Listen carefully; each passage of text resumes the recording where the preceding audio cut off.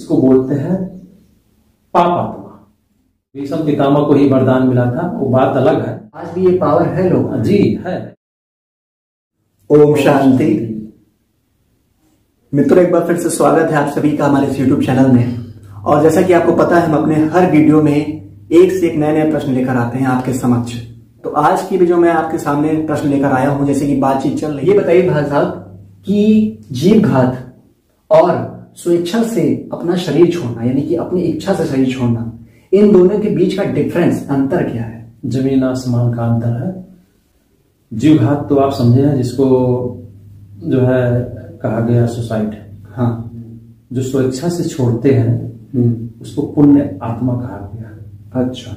उसके जीवन में इतना पुण्य होगा या फिर उसने इतना तपस्या किया होगा। और जो जीवघात से छोड़ते हैं वो परेशान रहते हैं। वो तो समझ लो, वो तो पाप कर्म का नतीजा है। अच्छा।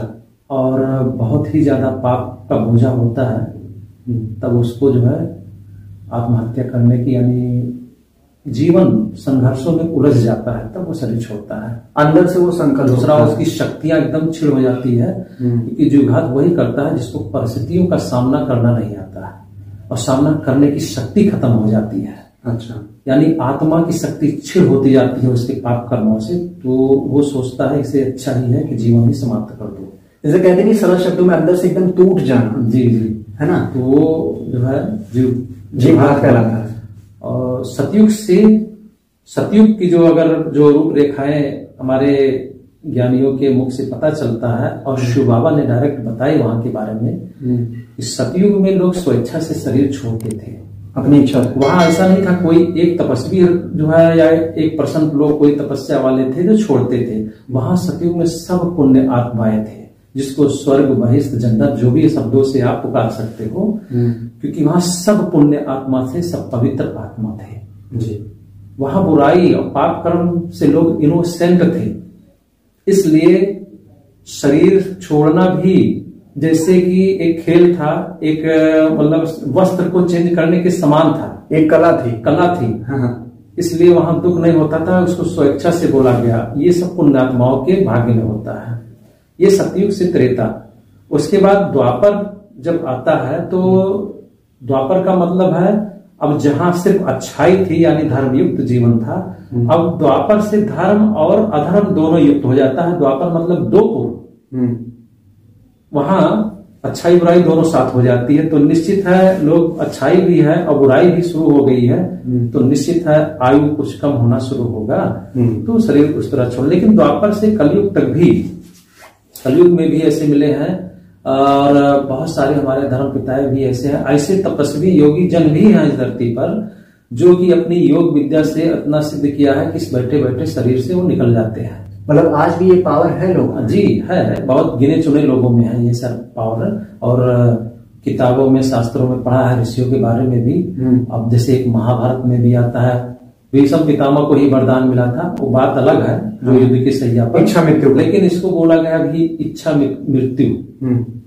अब जो इच्छा मृत्यु, स्वेच्छा से लोग शरीर छोड़ते हैं, उसमें एक खास बात और है कि उनके प्रियजन भी दुखी नहीं होते हैं। हाँ, कि कोई जो है टेंशन में, क्योंकि स्वेच्छा हेतु यानी पूरी आयु जी भी लिया, सतयुग से त्रेता जो दिखाया गया है, प्लस उसको पता होता है कि मुझे अब अपनी युक्ति से शरीर छोड़ना, तो अपनी सारी जिम्मेदारियों को पूरा करके वो शरीर छोड़ता है, और लोग खुशी खुशी उसको विदाई देते हैं। कि जैसे एक चैप्टर पूरा हुआ है, अब ये शरीर, ये चैप्टर के बाद हम दूसरे चैप्टर में प्रवेश करेंगे, तो सभी उसको क्या करते हैं, खुशी खुशी विदाई करते हैं। लेकिन जो आत्मघाती या जीवघाती होते हैं, ये तो दुखी होकर शरीर छोड़ते हैं ना। सब प्रिय जन को भी वो दुख देकर जाता है। सब लोग अपना हिसाब किताब दुखों द्वारा निपटाता है। हाँ, और जो उसके प्रियजन हैं, उसके रिश्तेदार हैं, घर वाले, वो भी तो दुखी होते हैं। हाँ, उसके साथ में। हाँ, और स्वयं दुखी होकर शरीर छोड़ रहा है, तो इसको बोलते हैं पाप आत्मा। पापी, उसने पूर्व जन्म में बहुत ज्यादा पाप किए, पूर्व जन्म से लेकर इस जन्म तक पाप भी किया है। हाँ। आत्महत्या करने वाले जो होते हैं, जीवघात करने वाले होते हैं, जो वो इस जन्म में भी उनके पाप कर्म होते हैं, भोग के ही जाते हैं जी, भोगना पड़ता है उनको इतना ज्यादा। तो दोनों में ये महान अंतर है। और मतलब कि देखा जाए तो कहीं ना कहीं जैसे कि आपने बताया, बहुत ही अच्छे से एक्सप्लेन किया भाई साहब ने कि जीव आत्मा, जीव घात क्या चीज है, जो हम पाप कर्म पिछले जन्मों में कर आए हैं उसका हिसाब किताब यहाँ निपटारा करके तब शरीर छोड़ना, और जो एक कहते नहीं कि अपनी स्वेच्छा से शरीर छोड़ना, अपनी इच्छा अनुसार। तो आप अच्छे कर्म करते आए हैं, आपने पुण्य बहुत ज्यादा पूर्व जन्मों में कमाए हैं, तो आप अपनी इच्छा से, इच्छा मृत्यु आप स्वयं प्राप्त करते हैं। तो दोनों का बीच का आपने अंतर समझा साथियों इस वीडियो के माध्यम से, और यही सब चीजें हम क्लियर करवाने अपने वीडियोस को आपके सामने लेकर आते हैं आपके समक्ष, कि आपको वो चीजें क्लियर हो। और वीडियोस बहुत अच्छे बन रहे हैं या नहीं बन रहे हैं ये भी कमेंट करके हमें जरूर बताइए, और ये भी बताइए कि हम और किस टॉपिक पे वीडियोस बनाएं, तो हमें कमेंट बॉक्स में कमेंट करके जरूर बताइएगा। और अगर आपने अभी तक हमारा चैनल सब्सक्राइब नहीं किया है तो प्लीज हमारे यूट्यूब चैनल सब्सक्राइब करिए, क्योंकि ऐसे वीडियोस आपको आगे भी मिलते रहेंगे जो आपके मन में विडंबनाएं चला करती हैं, उससे जुड़े उत्तर।